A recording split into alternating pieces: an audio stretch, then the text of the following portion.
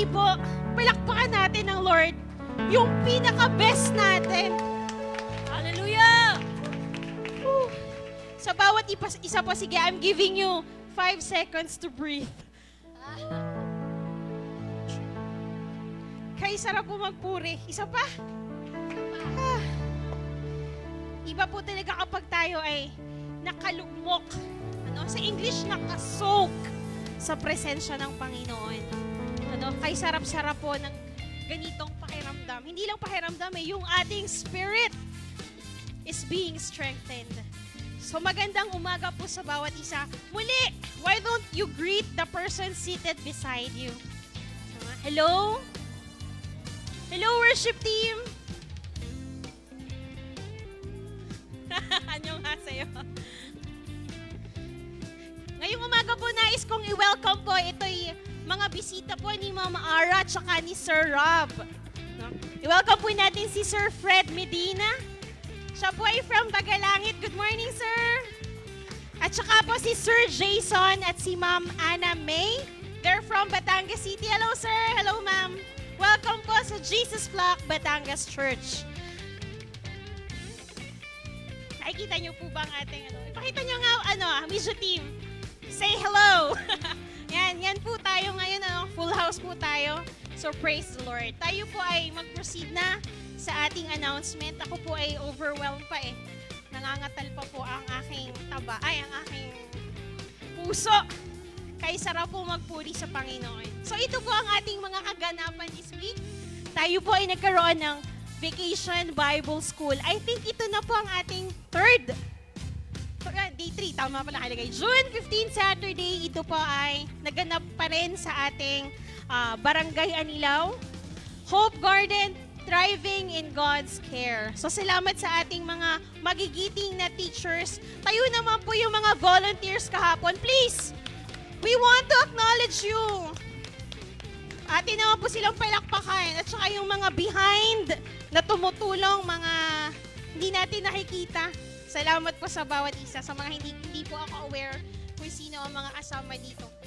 Kasarap pong tignan ang mga mukha ng mga batang ito. May video si Ma'am Ina eh. Pinanood ko kahapon. Ito mga pictures lang po. So ilan po ang ating mga attendee ng VBS? 13, 15.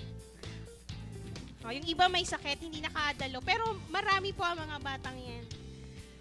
Palakpakan naman po natin ang buhay ng bawat isa ng mga batang ito. Magandang puntahan ng mga magulang nila, madalaw natin.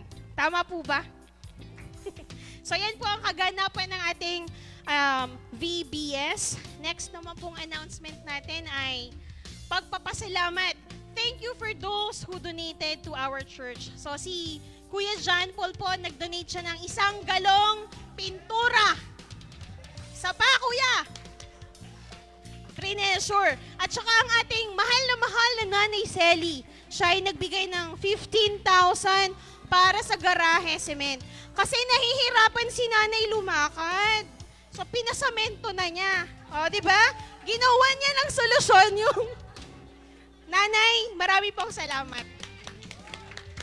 Salamat po. Kanina po, nalakaran na natin, di ba? Nalakaran niyo po ba? Nakita niyo po? Napansin niyo po? Nawala po masyado ang mga gabok-gabok. At naging mas presentable po ngayon ang ating harapan. Salamat, Nanay Selly. And si Sir Dennis din po, nag-donate po siya ng 3 galon. Is 3 galong pintura. And also si Ate Avi. I think kapatid siya ni Pastor. Kapatid po ni Pastor, nag-donate po ng CCTV para po babantayan niya si Pastor Mike. And through Ma'am Janet, tayo nagpapasalamat. Tayo po ay nabiyayaan ng 10,000 ng munisipyo. Salamat po, Mami Janet, for the initiative.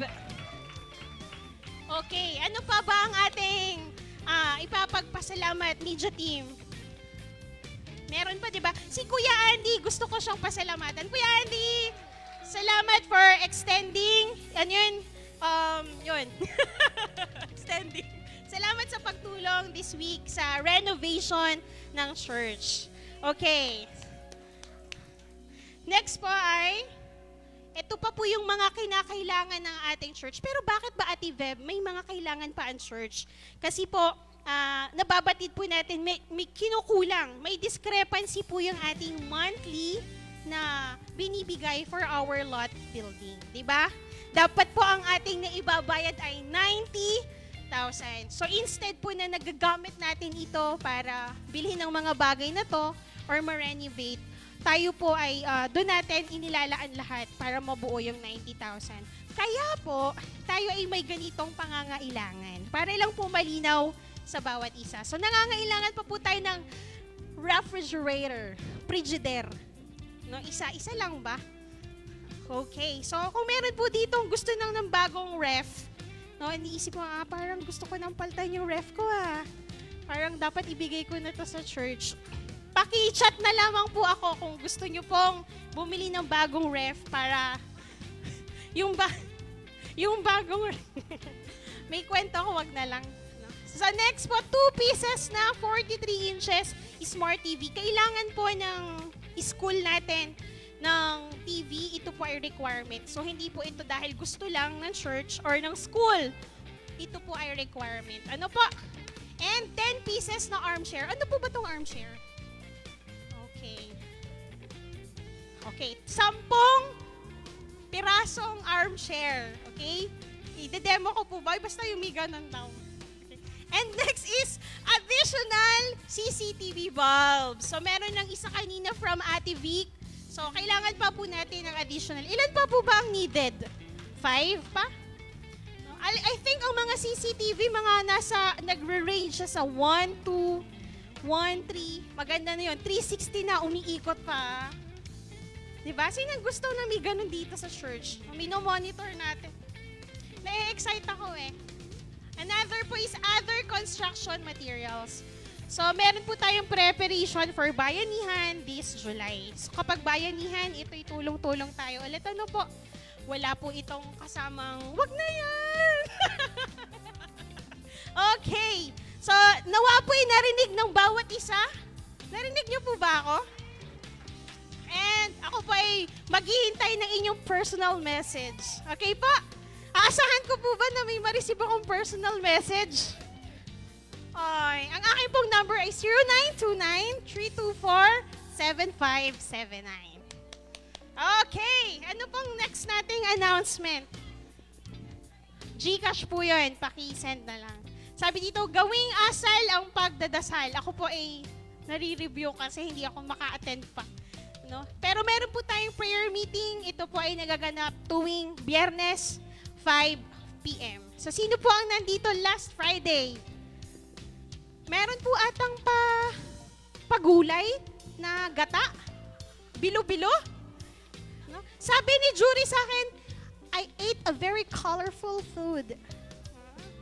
Nag-pray daw siya sa prayer meeting mo.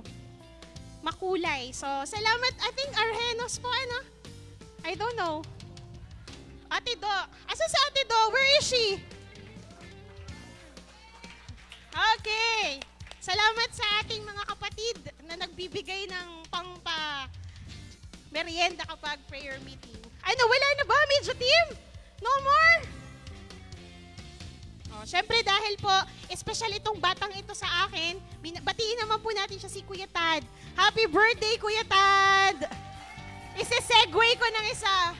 Anak po yan ni Engineer Pasa sa Dabas. Ha? Wala po tayong media team dyan kung wala sila. Okay, and ito na po ang update natin ng ating lot and building. 46,214. Dapat po mamaya, ang count ko po ay 90.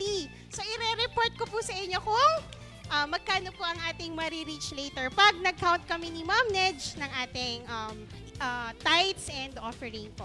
I think ito na po ang total. Ito na po ang summary ng aking announcement sa umagang ito. Kaya hindi na ako magtatagal. Tawagin ko ng ating mga bata. Sorry. Joke lang po yan. Joke lang. Babies, hindi pa pala. Sorry. No? Sorry. Mali si Ate Beb. Okay? Tawagin ko po si Pastor dahil meron po tayong gagawing mahalaga sa umagang ito.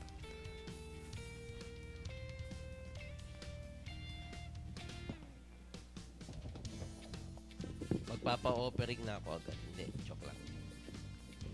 Okay, we'll have a child dedication ceremony this morning. Okay, tawagin ko muna ang mag-asawang si Rab at si Ara together with Rafaela. Okay. Marinig kayo sa harap.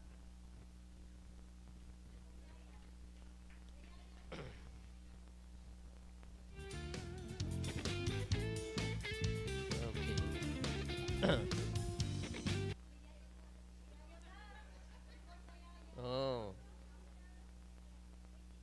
Okay. Welcome naman natin sila. Okay. I will also ask yung presence na palibutan natin ang pamilyang ito, si Sir Anthony Ray, Dave Cyron, tumatay yung mga ninong at ninang, si Sam Diadem, ba? Sam, ninong ka na, oh. Si Luke, ito lalong mabigat to, si Luke. Okay, si Ilmas, okay, si Doc Jason, ang mga ninang naman si Mami Eileen, si Lancy, si Charlene Jane, Angel Rose kung nandito man, si Anna May, okay. Tapos si Ariana na dedicate na to. Nasa si Ariana? Sa si Kuya Eric at si Ma'am Irene. Can you come here in front? Okay, para ninong at ninang ni Rafaela. Okay. Tapos kay Ariana naman, dahil during that time na ma-dedicate si Ariana, busy si Rabe before Christ. Absent to absent nung dinedicate. Okay. Kaya ipapahabol si Ninong Abel saka si Liam, right, Mami? Sige. Si Ate Beb. Sali ka ba, Beb? Hindi, Ninong